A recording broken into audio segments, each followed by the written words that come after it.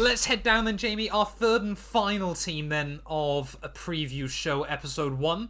It is the boys and girls down at Williams. What do we make of it? We all thought we were getting a Golf livery car, and they've let us down. It's basically last year's car with a few different paint bits. Yes, but I quite like it. So do I. I think it's the wheel rims for me. Last year's livery was nice anyway, but I think the blue accents like around the side pod kind of. I'm just thinking slightly we never lighter. rated the Red Bull livery We at didn't. 10. That's going to screw the clip now, isn't it? It is. I going, think though, the it's Red fine. Bull is 7 out of 10. I'm going to say it's a 6. There we go. Spliced that in earlier, and we're back with Williams. We're back with Williams. Wow, that's going to be interesting. I just think the Williams, the blue around the edges of the dark blue, are a bit lighter of a shade, and it makes it pop a lot more, I think. So I really do quite like this livery. It's very subtly different to last year. Obviously, it's probably not going to be the best on the grid, but I think again, it's they found something that works, and they've made some minor adjustments and made it better, which for a brand is kind of all you can ask for when it's not going to change drastically every year. Exactly. Like I said, I really like the wheel covers. I think they do make a big difference with those little arrows on it, which show which way the wheels are meant to go, whether they will or not. I'm looking forward to the first time one of them is reversing and we get lots of memes. We will get a lot of memes about that as well. It will be Logan Sargent in winter testing, don't you worry. I mean, Williams, what do we really say about Williams at the moment still, isn't it? We feel like I mean, we've mentioned this before, haven't we?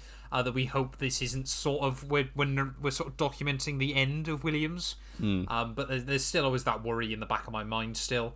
Last year, they scored some points. They were semi-competitive at some circuits, but it was basically just tracks that were very high speed and that weren't windy was kind of the big thing for Williams last year.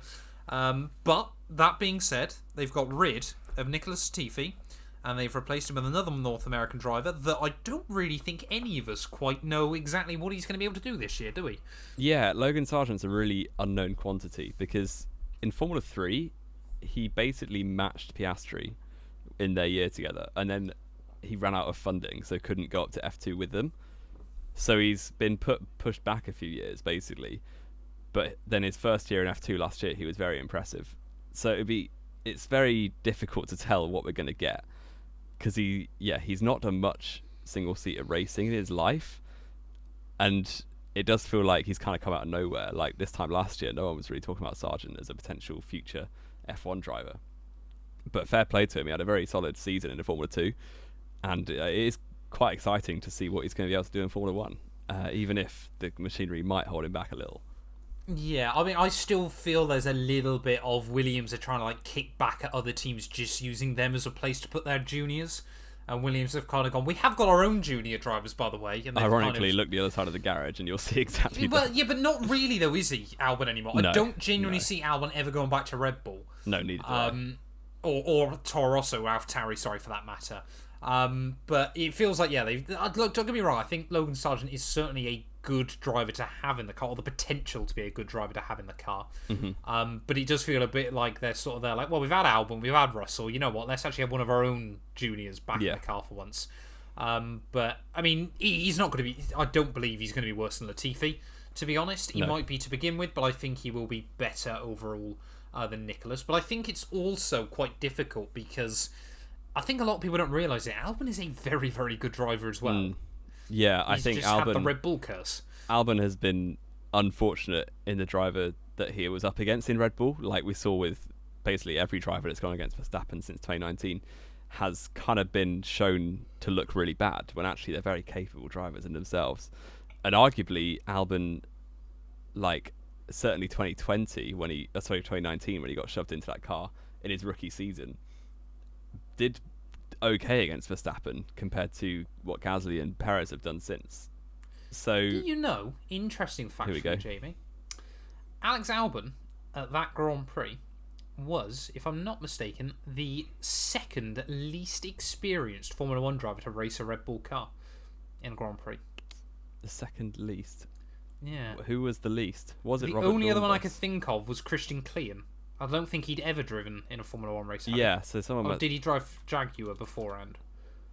This has turned out into quite a poor fact if I'm really Yeah, this research fact it. is not very grounded. He might well have been then the least experienced Red Bull driver of all time. Nah, I'm about to ruin your fact. Sorry. Hang on. Robert Dornbos had done 8 races for Minardi. He hadn't driven a Red Bull though, did he? Yeah, he drove Red Bull 06. Did he? Yeah, end of 06. Oh, fair There enough. you go. Then. I got that Maybe completely wrong. he's That's the only ruined it. one. I don't know. This fact That's is completely rubbish. ruined Let's it. move on. It's not a fact anymore if it's incorrect. Yeah, yeah, just a piece of incorrect literature. But Yep. back to Alex Albon. He is very capable. We kind of sleep on him. A lot of people slept on him last You season. were. Yeah.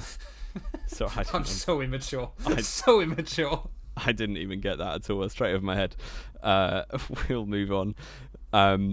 I do think, to jump ahead to which driver will win out, I do think Albon will beat. Oh yeah. Will He beat should Sargent. do that. He should. Do. If he doesn't, then Sargent might be serious. It's either Sargent just gets that one lucky Williams result, or Albon, yeah, is really not as good as we've just now spoke about him being.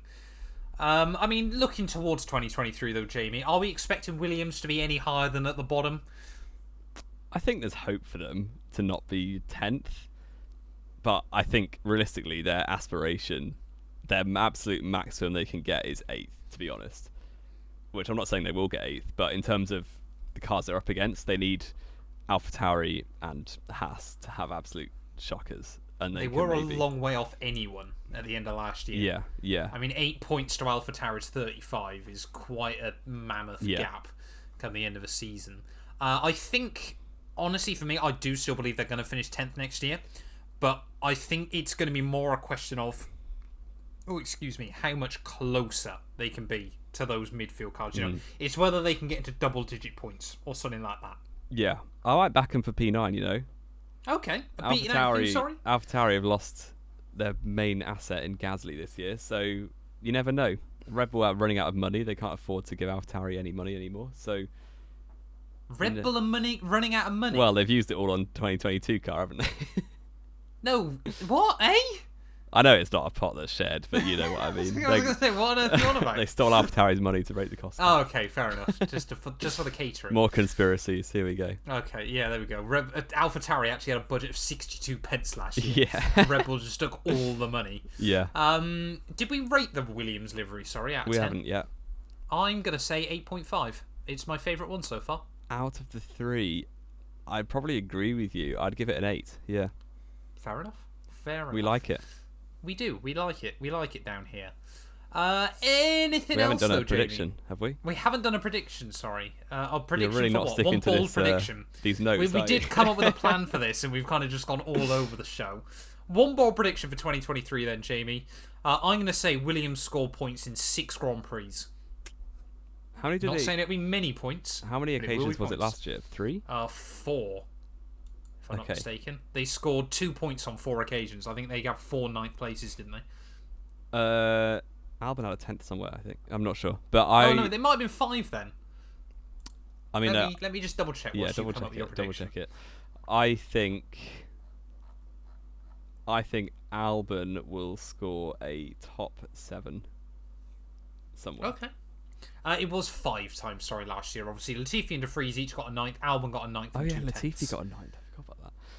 Yeah, Japan. Yeah, I would say Saved his F1 career. Albon for top 7 somewhere. What, not in not one not in race? the championship. I was going to say.